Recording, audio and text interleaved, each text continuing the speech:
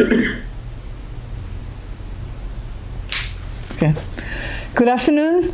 I am Beatrice Rangel, a board member of the Inter-American Institute for Democracy, entrusted with the task of conducting international relations. It is a great pleasure to welcome you to our forum, Henry Kissinger and His Times, event that aims at assessing Dr. Henry Kissinger's legacy in international affairs. This event is part of our exchange agreement with Universidad Peruana de Ciencias Aplicadas. We greet you from our headquarters, our former mayor of Miami, Don Tomás Regalado, and myself. The Inter-American Institute for Democracy is a private non-for-profit organization aiming at promoting and disseminating the values of freedom, democracy, and human rights, as well as institutional integrity in the Americas. Its members include scholars, politicians, workers, entrepreneurs, men and women of diverse nationalities. It is a non-partisan think tank that achieves its goals through academic research, seminars, colloquiums, and events in the context of pluralism and tolerance. Today, we are gathered around one of the most controversial statements in the past century, Henry Kissinger, who is turning 100 years old on May the 27th. To many, he provided President Nixon with the intellectual support to realize Nixon's vision of balance of power and detente. The Nixonian pillars built in tandem with Kissinger, reasoned his admirers, were at the root of the long period of peace and stability the world enjoyed for over 40 years. His critics, on the contrary, consider Dr. Kissinger to be a self-contained person with little imagination and simply an executor of Nixon's vision. His detractors consider him a less than heroic leader who chose to bomb innocent people for the sake of claiming victory over what was a lost cause in Vietnam. Neil Ferguson, his biographer, recently presented us with yet another view. Kissinger is an idealist that firmly believes in the proper use of diplomacy to avoid war and preserve peace. Which of these incantations will define his legacy? These questions are to be answered by our star-studded panel, Dr. Jorge Castañeda, Dr. Luigi Einaudi, and former President of Costa Rica, José María Figueres. Welcome to you all, and thank you for being with us this afternoon. Today we shall cover the following program. We have the welcoming remarks from our President, Tomás Regalado, and the presentations of Dr. Castañeda, Dr. Einaudi, and President Figueres. The closing remarks will be delivered by Mariano Causino, professor of the University of Buenos Aires, directly from Buenos Aires. Presenters will have 10 minutes to deliver their remarks. Tomás Regalado has been twice consecutive times the mayor of Miami. Prior to that, he unfolded a very successful career as journalist covering wars, conflicts, and the White House. Today, he enjoys high ratings both on radio as well as on TV. Don Tomás, please take the floor to initiate these proceedings. Good afternoon, and thank you, Beatrice, because you were able to put this together. And this is important because next Monday, we will commemorate Memorial Day. This is the most solemn date in the U.S. calendar because we remember those who fought and died for freedom and democracy and for our way of life. And when you visit the history, the Vietnam War was one of the most controversial conflicts that the United States ever got involved in because of circumstances. And Henry Kissinger was the person that was able to end this nightmare for the society in the United States. Then every day we hear about China, and we all remember that was Dr. Kissinger who started the interaction with China. As a young a student of journalism, we will discuss current news and event, and always the name of Dr. Henry Kissinger was part of that conversation. Today we have a tremendous panel that would enlighten us to understand that personality and that era and that legacy. Thank you, Mr. President. Thank you, Ambassador Einaudi. Thank you, Minister Castañeda. Thank you, Ambassador Causino. We are looking forward of listening and seeing you to talk about history so we can plan the future.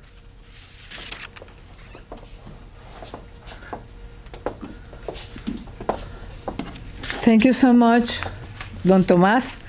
Now I will call upon Dr. Jorge Castañeda. Jorge Castañeda is a Mexican politician and professor.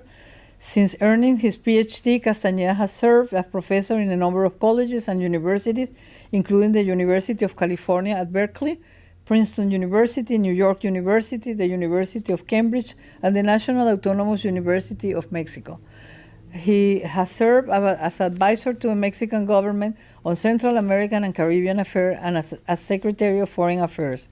He has authored several books, including a biography of Che Guevara, then also another, Limits to Friendship, the United States and Mexico, written in cooperation with Robert Pastor, An Utopia Unarmed, the Latin American Left After the Cold War, and his autobiography, Amarres Perros.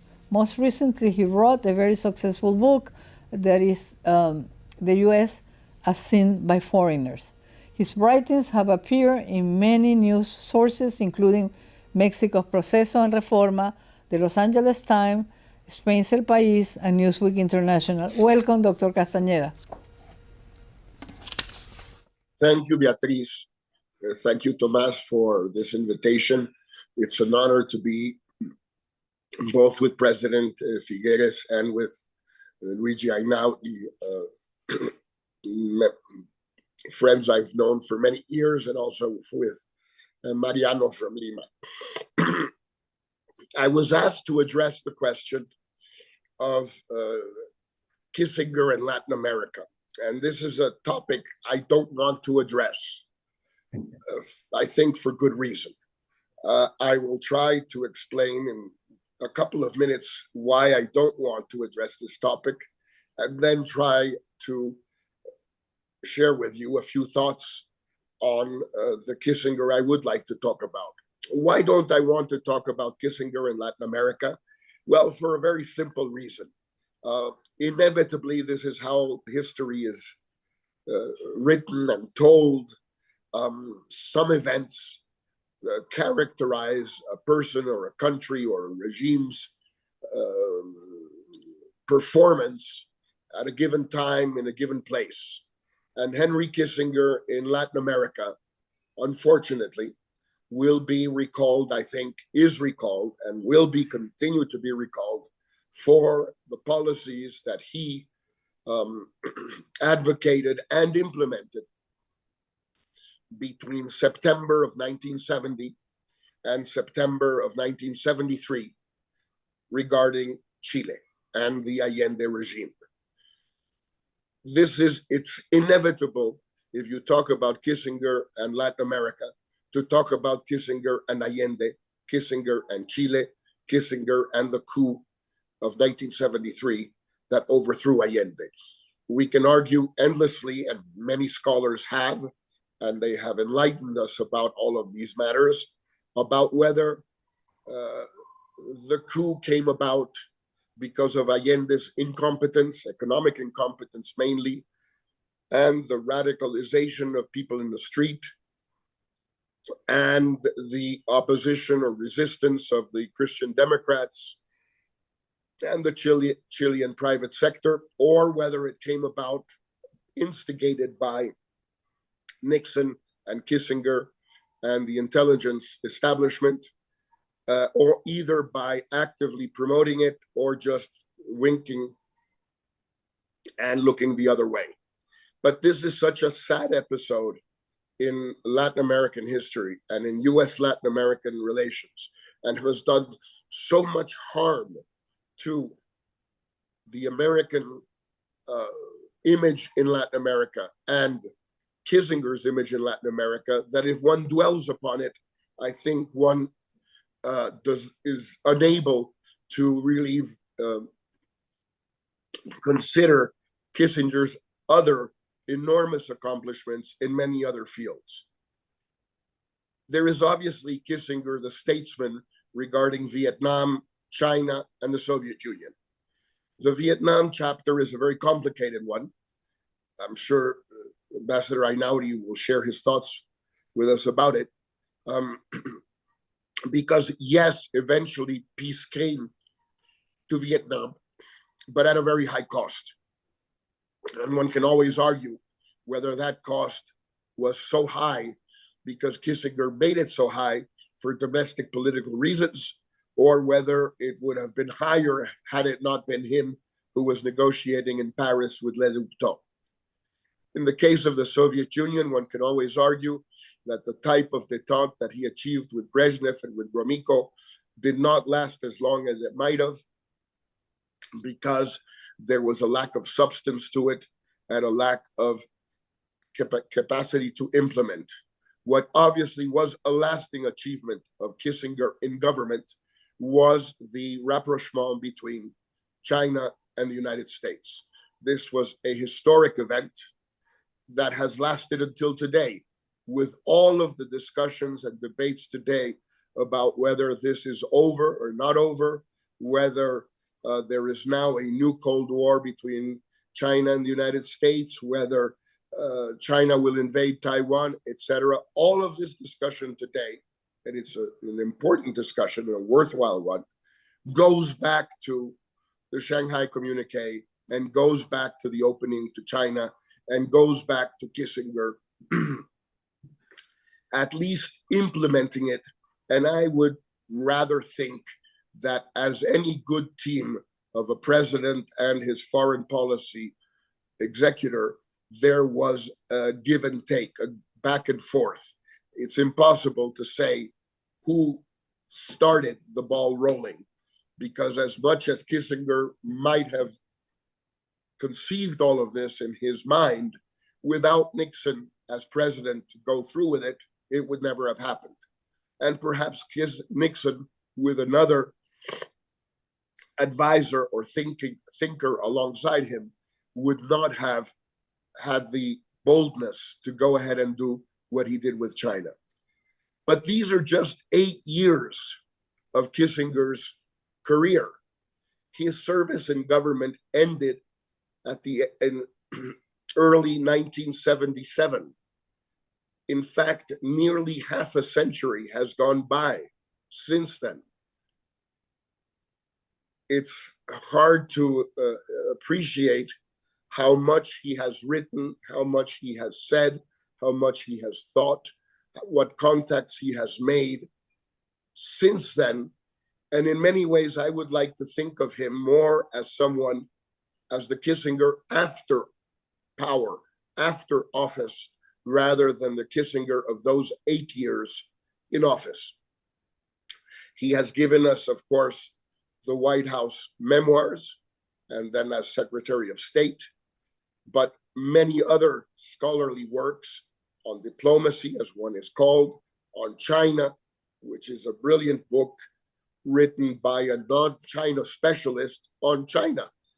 Non-China specialist, of course, a China scholar in the strict sense of the word, but he probably knows more about China or has known more Chinese leaders and thinkers and practitioners than anyone else. My last couple of minutes to this very interesting, fascinating, I would say, interview that he had with the Economist editorial board just this past Sunday on all sorts of issues, but in particular on Ukraine and on the rivalry between China and the United States, and how worried he is that things could come apart between China and the United States as each country perceives the other to be a real danger to it.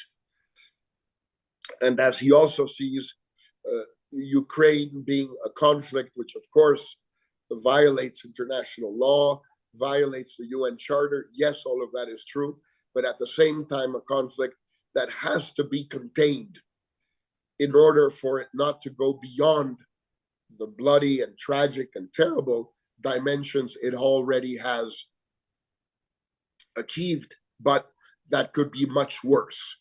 If anyone wants to be familiar with Kissinger's thinking at its very best, I would say, I would strongly recommend this long interview in The Economist just this past weekend, which I think tells us a great deal about the world and about the United States.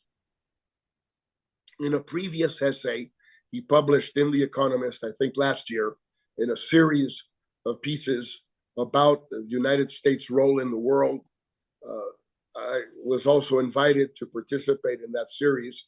He made the point, as many of us also did, that perhaps one of the risks for the United States in its diplomacy and its role in the world lay domestically, more in what is happening, was happening, and will happen inside the United States than not only in its international projection.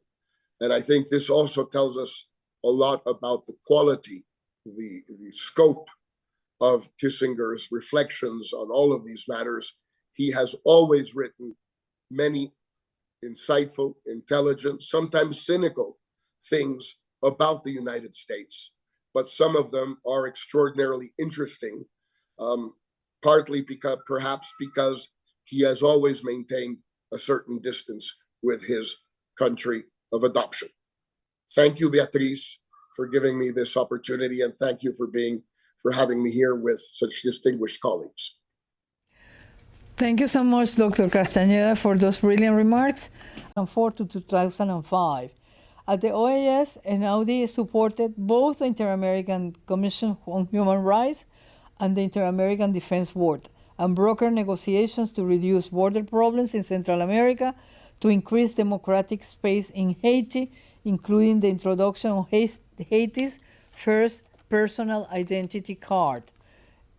Ambassador Einaudi's 23-year-long State Department career culminated as the U.S. Special Envoy in the peace talks that led to a comprehensive settlement in 1998 by Ecuador and Peru of their century-old territorial conflict.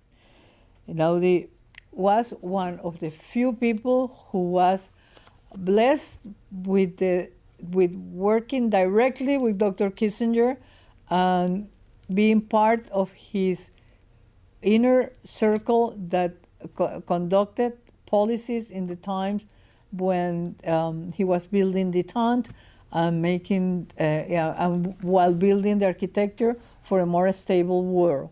We welcome and we thank Ambassador Einaudi for being with us. Thank you, Beatrice, very much for that kind introduction, and thank everyone for participating and allowing me to share a few ideas. Henry Kissinger and I both studied at Harvard, but we did not know each other there. I worked with him twice. Once for 4 years as a member of his policy planning staff when he was Secretary of State, 1973 to 77. And then again, I was the staff organizer for the National Bipartisan Commission on Central America, which Kissinger chaired in 1983, 1984. And I will limit my comments mainly to my direct interactions rather than to some of the broader issues, simply in order to be able to fulfill Beatrice's assertion that I should give a sense of working with the man. I would say actually that the first thing about working with Henry Kissinger is that one had to learn to have a thick skin for his complaints, his unhappiness, and is willing to work you to death. He complained that everyone would always be criticizing him for the decisions he made last week, or instead, if they were going to be kind, telling him what he had to do this week. So his charge to us, the assignment he gave his planning staff, was to try to worry, to tell him what it was that he might have to do and face in the next 6 months. That meant, since government is difficult, often a matter of daily survival, it meant being home very late for dinner, to the point that I drove my own wife out of the house because she couldn't stand to sit there and wait for me all the time while the dinner got cold. And it led sometimes, it really did, to my getting a telephone call at midnight telling me that I had to have a revision of a paper I had written on Kissinger's desk by 6 o'clock in the morning. And that was before the days of teleworking or distant working or the kinds of things we do nowadays. It meant getting up, getting dressed, going to work in the office, etc., etc. I think I hold the record in Inter-American Affairs for stays in Rio de Janeiro in luxury hotels on the beach without ever being able to go on the beach or feel the sand between my toes. Kissinger spent a lot of time worrying about speeches and about the value of words. Now, to a lot of cynics, speeches are just propaganda. For Kissinger, they were a way of escaping the limits of daily politics and trying to stretch the envelope to be able to gain a little bit of extra space and make policy better.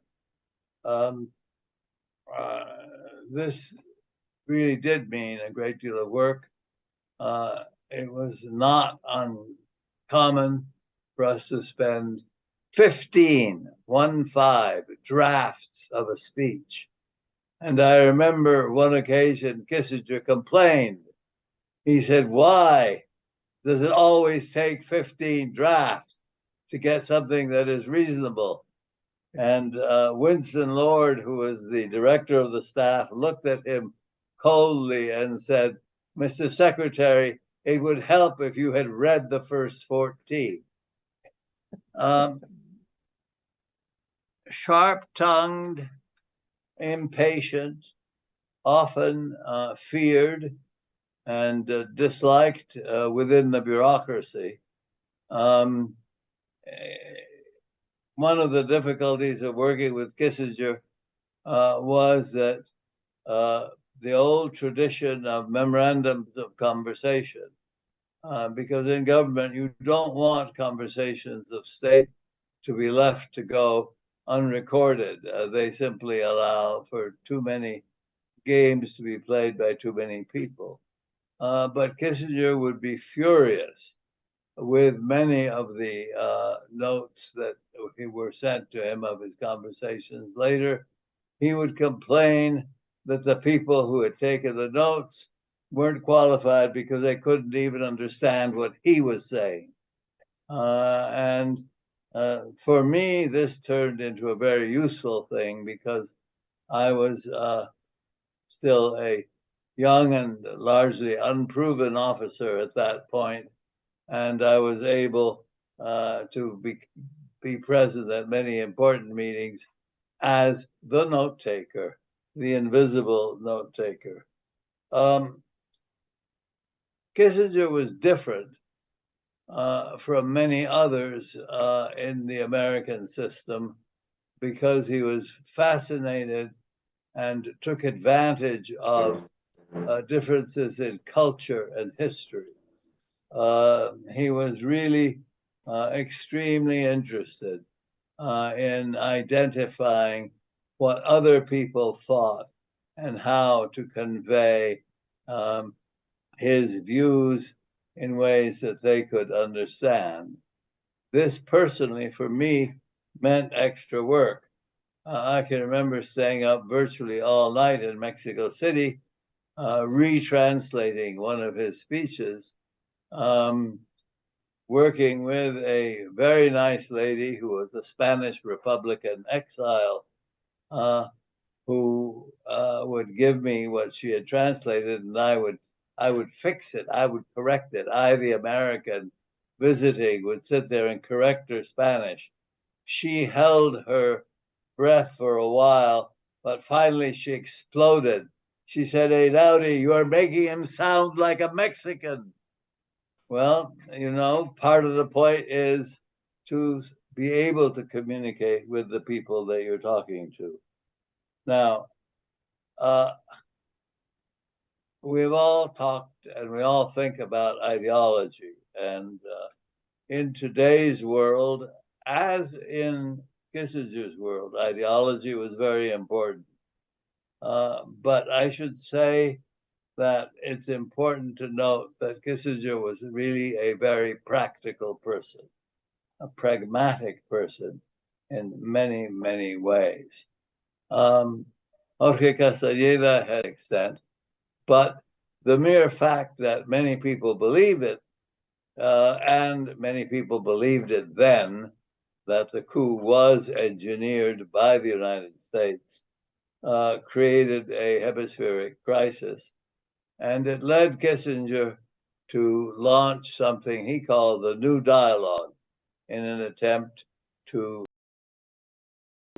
how relations in the hemisphere could be improved.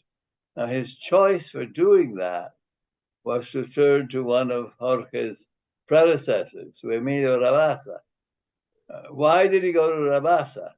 Well, in part for the reasons that bedevil Mexico to this day. It is a neighbor of the United States and therefore has to be careful about how it behaves, but also because Kissinger had discovered that he could work with Rabasa, that they had, when Kissinger was at the White House in the NSC, been able to work together to solve some problems of the Rio Grande, of the Colorado River waters, where in effect the Americans were taking all the water, and before it was even getting to Mexico, and making life very difficult on that side.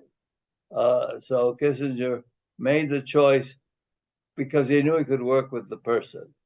And that, I think, is a very important aspect of Kissinger. He was careful to understand who he was working with and making his judgments about them. He was also adaptable. He was very adaptable. I will only mention one simple case. We went to Venezuela once, and I had prepared in his opening meeting, which is a reception that Carlos Andrés Pérez gave for him, a few talking points, which Kissinger threw away. And he spoke off the top of his head with Nixonian type reasoning about the special relationship and et cetera, et cetera. Afterwards, we met in the room of the American delegation, and Kissinger asked me in front of everyone, well, how did that toast go? And he was really very pleased and ready to be told that it was very good. And I said I wasn't going to tell him what I thought. I was going to tell him what one of the leading Venezuelans present had said to me. And that was the United Fruit Company must have been really holding a loaded revolver against his head to get him to say such nonsense. Well, some of the people there were sure that my body would be floating headless in the river the next day. But from then on, Kissinger paid attention to what I had to say to him. In the 1980 presidential campaign, Kissinger was quoted as saying that Jimmy Carter had unleashed human rights policies on the world without knowing on what shores it would wash up and with what consequences. In that sense, Kissinger immediately identified himself as an enemy. Luigi, you have 1 minute left. Let me say that in the report of the National Bipartisan Commission, Kissinger made an effort to correct that. And he said, he wrote that experience has destroyed the argument of the old dictators that a strong hand is essential to avoid anarchy and communism, and that order and progress can only be achieved through authoritarianism. Now, let me just say something quickly, the last point. Kissinger has never been Secretary of the Treasury like George Shultz or Jim Baker. And the United States has been very lucky to have very good secretaries of state in the last century. But there is a deeper difference. He was born in Germany of Jewish parentage. He became American, but he was less American and more American. He was less American because, can you imagine how he could have dealt with Nixon, who was a strong, virulent anti-Semite?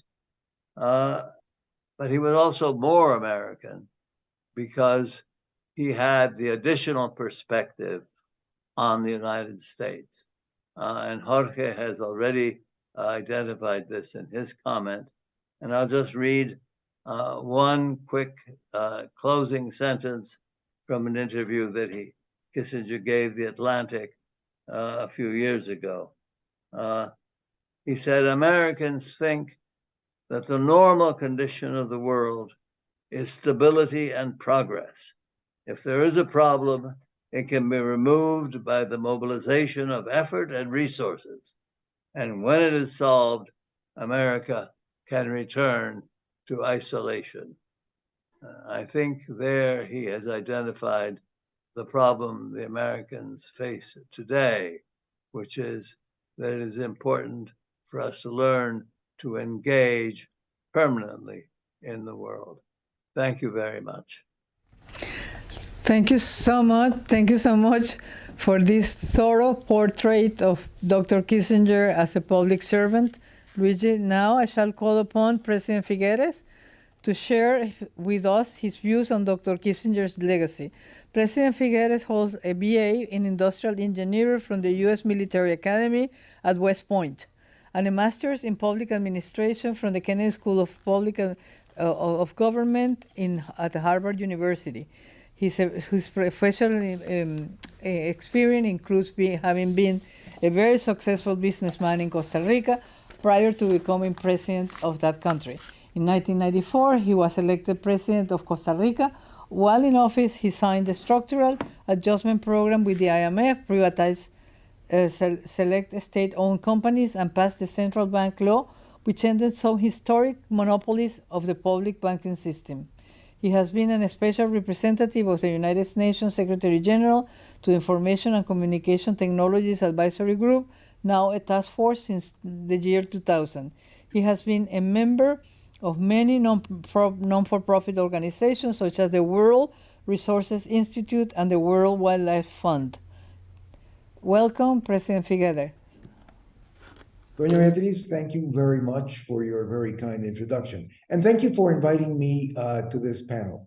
I must say I have enjoyed your comments, Don Jorge. You, from a very privileged position as Foreign Minister of your country, have given us a good perspective of Henry Kissinger's role as Secretary of State And I have to say, Ambassador Einaudi, Don Luigi, muy querido señor, that I have absolutely enjoyed your personal perspectives and experiences with Secretary Kissinger. I would like to focus, if I may, on what I would call the future thinking of Kissinger, or the Kissinger of the future. But before I get there, I would have to say that I can think of no other person that has impacted geopolitics in the last 50 years as Henry Kissinger has done so.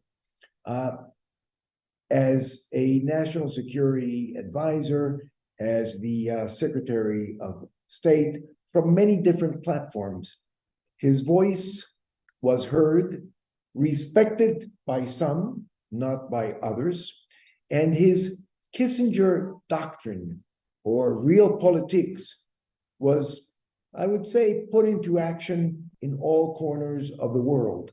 Don Jorge has spoken about that approach in Latin America, but one can see Henry Kissinger's imprint on Europe, on the Middle East, very especially, in Africa, in the Soviet Union, China, and of course, Asia.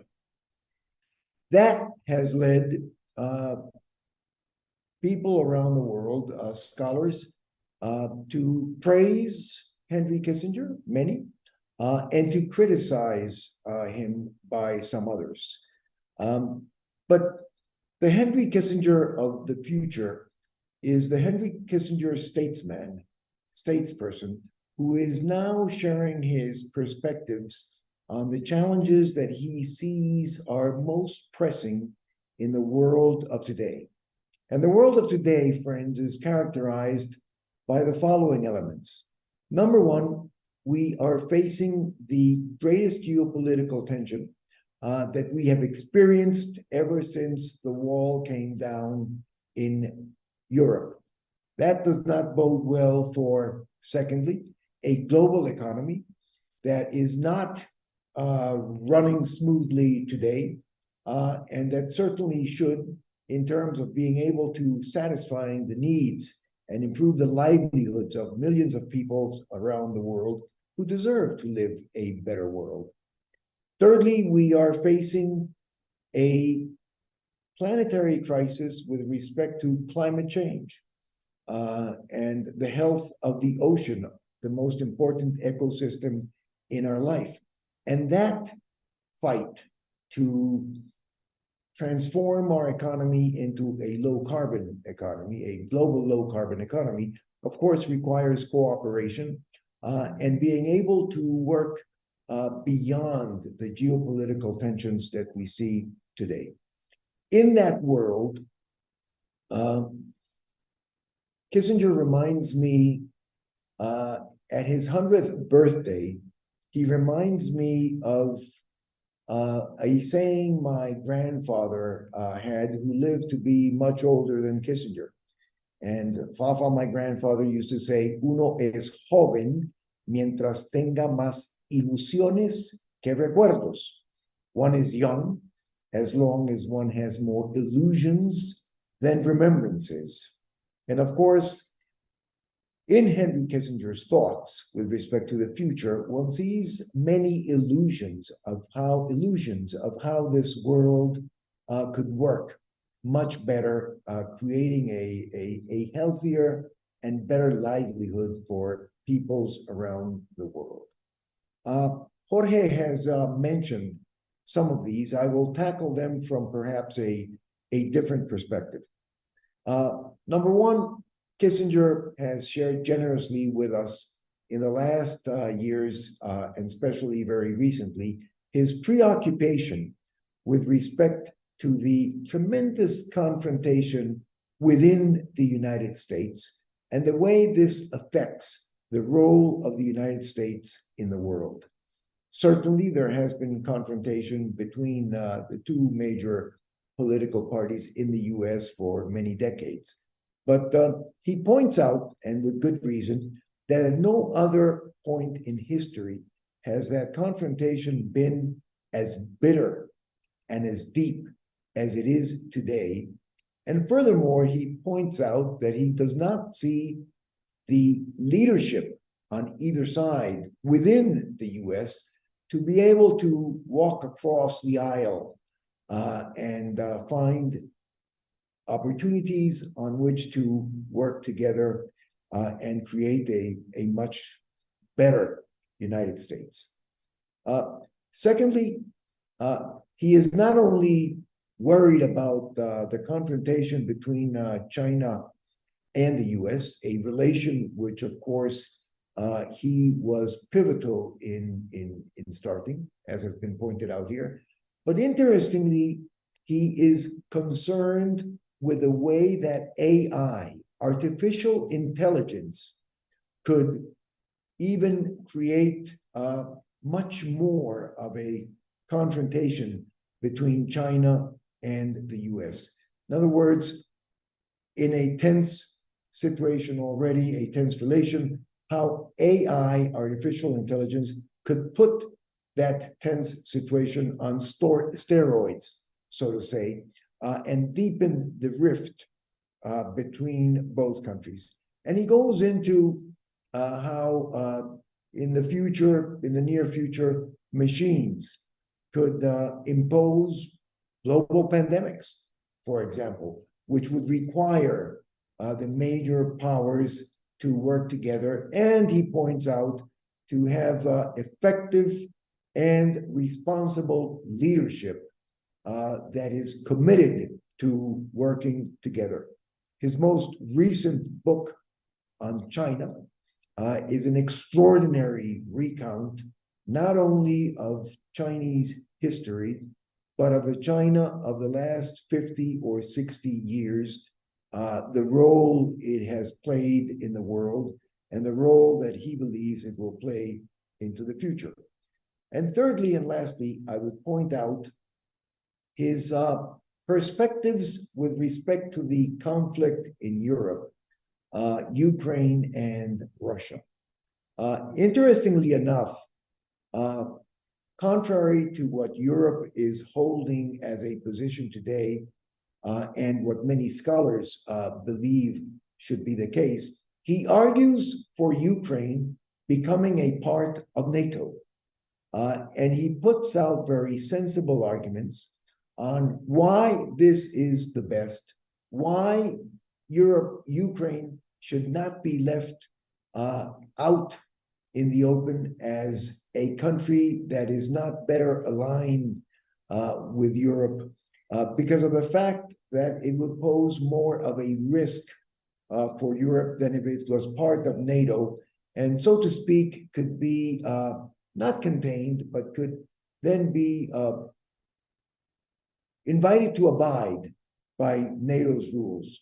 And he therefore also argues why that is the best case for Russia as well. A very interesting perspective, which is counter to what many scholars and statesmen are thinking about today.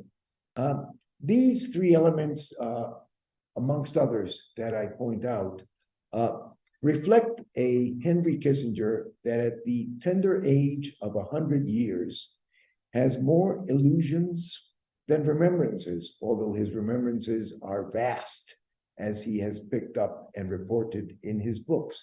And I want to celebrate that in Henry Kissinger, that at this birthday and towards the future, he continues to be the global statesman that he is, respected and praised by many, criticized by others, but always concerned with global issues and how we can make this planet a better home for humankind.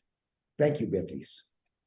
Thank you so much, President Figueres. And now, before I give the floor to Ambassador Causino, is there any comment that any of the panelists would like to make on the presentations of the other panelists? You have 1 minute to do so.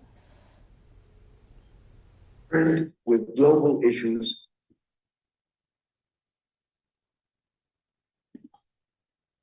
And I am asking 1 minute comment on the presentations of the other panelists. So. Beatrice, I would only add in 30 seconds that I want to thank Don Jorge and I want to thank Don Luigi. I have learned a tremendous amount from their presentations and I have enjoyed them utterly. Thank you so much, President Figueres. Now, I will give the floor to Ambassador Causino. Ambassador Causino is to deliver the closing remarks of this event. Thank you very much, Beatrice. I would like to make my congratulations to Mayor Regalado, President Figueres, former Minister Jorge Castañeda, Ambassador Einaudi, and especially to you, Dr. Beatrice Rangel, a longtime admirer of Dr. Kissinger, who made this conversation possible. I would like in these final remarks, let me point about this very important thing we are commemorating. Dr. Henry Kissinger is about to turn 100 years old, and today he is the subject of a widespread tribute all around the world. But given that it is impossible to describe his life and work in these few minutes, perhaps it is useful to emphasize some lessons from his strategic thinking. The first thing I would like to mention is his lifelong admiration of balance of power. It was conducted throughout his entire career, both in academy and in diplomacy, in which Kissinger promoted the search for stability through a framework of legitimacy, acceptable to the main actors in the system. A subject that he described in his masterpiece, written in the 1950s, A World Restored, The Politics of Conservatism in a Revolutionary Era, in which he explained the problems of the European order after the French Revolution and the Napoleonic Wars. Which leads me to mention the importance of the notion of world order in Kissinger's thought and the extreme importance of studying the benefits and mistakes of international arrangements, such as the Congress of Vienna or Versailles in 1919, or 1945, or recently, the New World Order that emerged at the end of the Cold War, and which misunderstandings are maybe the main cause of today's quarrel between great powers. Another thing that we must mention is the outstanding capacity to work both in academy and high office of Dr. Kissinger, which is extremely important, the value that he attributes to history. He always mentioned a Churchill phrase, which asked by scholars what recommendation he would do to young politicians. He says, study history, history, history. And in this way, we must mention the huge intellectual efforts made by Dr. Kissinger on essays as Diplomacy, World Order, on China, and his recent book, Leadership, in which he mentions the capacity, the ability to expand national capacities to its limits, and he mentions this huge admiration of leaders, for example, as Anwar Sadat, the president of Egypt, or President Nixon. And last but not least, of course, we owe to Dr. Kissinger, as well, of course, of the leadership of President Nixon, the opening to China, maybe Nixon-Kissinger administration most important achievement, as well as the possibility of setting the base for a new Middle East with the accords between the State of Israel and Egypt, with a peace treaty that was completed in the following Carter administration that was started in the 70s during the Nixon and then Ford administration, with the huge work of Secretary of State Henry Kissinger. Beatrice, thank you very much. I think it was a great pleasure for me to have the opportunity to deliver these few comments in this panel, and it's a great honor for me to be in company of such important people here as President Figueres, Ambassador Einaudi, former Foreign Minister Castañeda, Mayor Regalado, and of course you, that I would like to thank you especially, because I know your admiration, your friendship, and your gift about doing this in the tribute of a great statesman of this second half of the 20th century, Dr. Henry Kissinger. Thank you very much. Thank you so much. And now we end our proceedings. Thank you to our chairman who has given us this leadership to create these programs. We invite you to tune in next on the 31st of May at 6 o'clock. We are going to have a forum on the state of